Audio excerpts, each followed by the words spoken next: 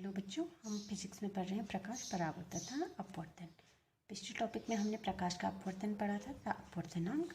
आज हम चर्चा करेंगे गोलीय लेंसों द्वारा अपवर्तन पे। तो गोलीय लेंसों द्वारा जो अपवर्तन होता है उसमें सबसे पहले हमारे पास पॉइंट आता है लेंस किसे कहते हैं। तो लेंस को समझेंगे, दो पृष्ठों से घिरा हुआ कोई पारदर्शी माध्यम जिसका एक या दोनों पृष्ठ गोलीय है, लेंस कहलाता है। यानी कि इसका अर्थ है कि जो लेंस होता है उसमें कम से कम एक पृष्ठ गोलीय होता है, या तो दोनों गोलीय हो तो ठीक है, एक पृष्ठ भी गोलीय हो सकता है क्योंकि वो दो पृष्ठों से घिरा हुआ माध्यम होता है, उसमें एक पृष्ठ गोलीय हो सकता है या दोनों पृष्ठ गोलीय हो सकते हैं। और इसके बाद हम पढ़ेंगे लेंस कितने प्रकार के हैं। तो हमारे पास जो लेंस के प्रकार हैं, हमारे पास है उत्तल लेंस। उत्तल लेंस किसे कहते हैं? ऐसा लेंस जिसमें बाहर की ओर उभरे हुए दो गोलीय पृष्ठ होते हैं, इसे द्विउत्तल लेंस या केवल उत्तल लेंस भी कहते हैं। देखिए, बाहर की ओर उभरे हुए पृष्ठ हैं, तो इस प्रकार से बाहर की तरफ आ रहे हैं उभर के, तो इसको बोलेंगे हम द्विउत्तल लेंस या उत्तल लेंस। यह किनारों की अपेक्षा बीच में मोटा होता है, किनारे पे पतला होता है और बीच में ये होता है मोटा। उत्तल लेंस प्रकाश किरणों को अभिसरित करता है, इसलिए उत्तल लेंस को अभिसारी लेंस भी कहते हैं। अभिसरित का मतलब होता है कि प्रकाश किरणों को एक पॉइंट पे लाता है। जैसे ये प्रकाश किरणें हैं मुख्य अक्ष के समांतर और ये अपवर्तन के पश्चात एक ही बिंदु पर मिल रही हैं, तो इसलिए इस लेंस को कहते हैं अभिसारी लेंस। इसके बाद दूसरा होता है अवतल लेंस। अवतल लेंस ऐसा लेंस जो अंदर की ओर वक्रित दो गोलीय पृष्ठों से घिरा होता है। देखिए, उत्तल लेंस में जो गोलीय पृष्ठ थे वो बाहर की तरफ थे और यहाँ अंदर की तरफ वक्रित दो गोलीय पृष्ठों से घिरा होता है अवतल लेंस। इसे द्विअवतल लेंस या अवतल लेंस कहते हैं। और अवतल लेंस बीच की अपेक्षा किनारों से मोटा होता है। दोनों में यही अंतर है कि उत्तल लेंस किनारे पे पतला होता है, बीच में मोटा होता है, और अवतल लेंस बीच की अपेक्षा किनारों से मोटा होता है।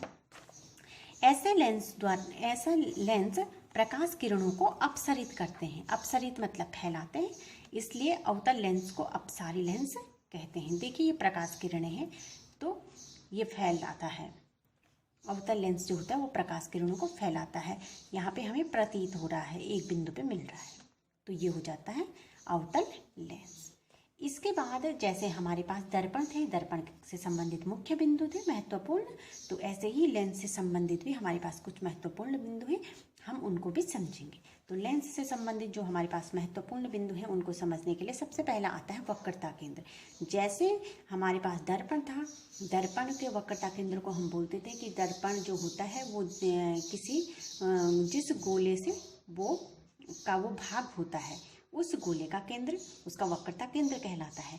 तो वैसे ही किसी लेंस में चाहे वह उत्तल हो अथवा अवतल, दो गोलीय पृष्ठ होते हैं। ये देखिए, दो गोलीय पृष्ठ हैं, तो इनमें से प्रत्येक पृष्ठ एक गोले का भाग है। जो लेंस बना है वो गोले से ही बने हैं, तो जो पृष्ठ होंगे जो गोलीय पृष्ठ होंगे वो गोले के भाग होंगे। तो इन गोलों के केंद्र लेंस के वक्रता केंद्र कहलाते हैं। लेंस के दो वक्रता केंद्र होते हैं, इसलिए इन्हें C1 तथा C2 द्वारा निरूपित किया जाता है। इस प्रकार से जब लेंस बनता है तो उसमें लेंस में जो फोकस होते हैं वो भी दो होते हैं और जो वक्रता केंद्र होते हैं वो भी दो होते हैं। तो इस प्रकार से देखिए, एक वक्रता केंद्र ये है और एक वक्रता केंद्र ये है, यानी कि एक जो गोलीय पृष्ठ है उसका केंद्र ये है, दूसरे गोलीय पृष्ठ का केंद्र ये है। इसके बाद आता है नेक्स्ट मुख्य अक्ष। लेंस के दोनों वक्रता केंद्रों से गुजरने वाली एक सीधी काल्पनिक रेखा लेंस की मुख्य अक्ष कहलाती है। जो ये रेखा है, जो ये सीधी रेखा जा रही है बीचों बीच, उसको बोलते हैं मुख्य अक्ष। इसके बाद तीसरा पॉइंट आता है प्रकाशिक केंद्र।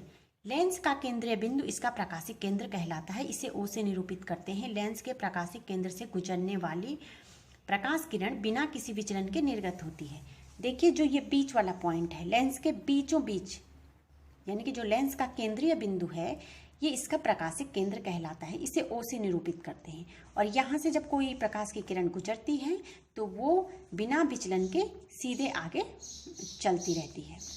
इसके बाद आता है द्वारक। गोलीय लेंस की वृत्ताकार रूपरेखा का प्रभावी व्यास इसका द्वारक कहलाता है।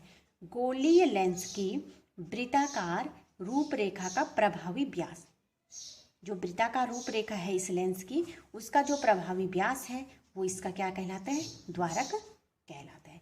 तो इस प्रकार कुछ इम्पोर्टेंट पॉइंट हैं जो हम लेंस से संबंधित समझ रहे हैं। ये पॉइंट हमने पहले ही, नाम यही थे, ये हमने दर्पण में भी पढ़े हैं और यही हमें लेंस में भी पढ़ रहे हैं। इसके बाद है नेक्स्ट मुख्य फोकस। मुख्य फोकस समझिए उत्तल लेंस और अवतल लेंस के लिए। उत्तल लेंस में मुख्य फोकस की बात करें तो उत्तल लेंस पर मुख्य अक्ष के समांतर आपतित प्रकाश किरणें अपवर्तन के पश्चात मुख्य अक्ष पर एक बिंदु पर अभिसरित हो जाती हैं। मुख्य अक्ष पर यह बिंदु लेंस का मुख्य फोकस कहलाता है। देखिए इस प्रकार से प्रकाश किरणें आ रही हैं मुख्य अक्ष के समांतर और वो अपवर्तन के पश्चात एक बिंदु पे क्या हो रही है, अभिसरित हो रही है, इकट्ठा हो रही हैं। तो जिस बिंदु पे ये अभिसरित हो रही हैं यह बिंदु लेंस का मुख्य फोकस कहलाता है। और इसी में चलते हैं अवतल लेंस में। तो अवतल लेंस पर मुख्य अक्ष के समांतर आपतित प्रकाश किरणें अपवर्तन के पश्चात मुख्य अक्ष के एक बिंदु से अपसरित होती प्रतीत होती है। अपसरित, ऐसे लगता है कि इस बिंदु से अगर हम देखें तो ये प्रकाश किरणें क्या हो रही हैं, अपसरित हो रही हैं, फैल रही हैं। तो मुख्य अक्ष पर यह बिंदु अवतल लेंस का मुख्य फोकस कहलाता है।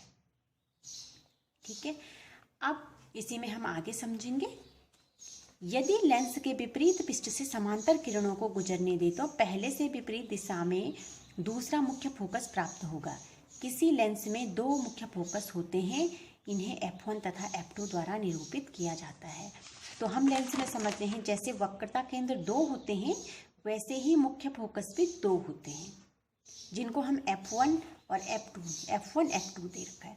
तो ये बोल रहा है कि लेंस, जैसे अभी तो हमने इस डायरेक्शन में रेज को डाला तो ये हमारे लिए मुख्य फोकस बना, अगर हम इस वाले डायरेक्शन में डालते तो ये वाला मुख्य फोकस बनता। तो ये हमें समझना है कि लेंस में जो है हम दोनों जगह से क्या कर सकते हैं, प्रकाश किरणों को लेंस पे अगर हम डाल सकते हैं तो हमें दो मुख्य फोकस प्राप्त हो जाते हैं।